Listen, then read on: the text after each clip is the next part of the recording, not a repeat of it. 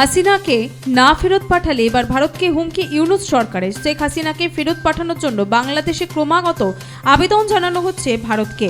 বাংলাদেশের তরফ থেকে আসছে বারবার আবেদন, আর সেই সময় থেকেই বাংলাদেশের অন্তর্বর্তী সরকার শেখ হাসিনার প্রত্যর্পণের জন্য সম্ভাব্য সব ধরনের প্রচেষ্টা চালিয়ে যাচ্ছে। শেখ হাসিনাকে ফেরত পাঠানোর জন্য দেশে ক্রমাগত ভারতের কাছে দাবি জানিয়ে আসছে।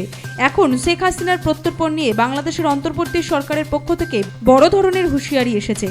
বাংলাদেশের অন্তর্বর্তী সরকারের আইনমন্ত্রী আসিফ নজরুল বলেছেন, ভারত শেখ হাসিনাকে ফেরত না পাঠালে ভারত বাংলাদেশ প্রত্যর্পণ চুক্তির সুস্পষ্ট লঙ্ঘন। ঢাকায় এক সাংবাদিক সম্মেলনে এমনটাই জানালেন তিনি।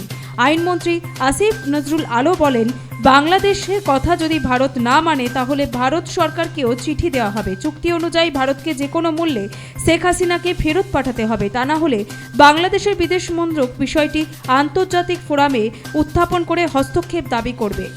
Bureau report, Nobel Bangla.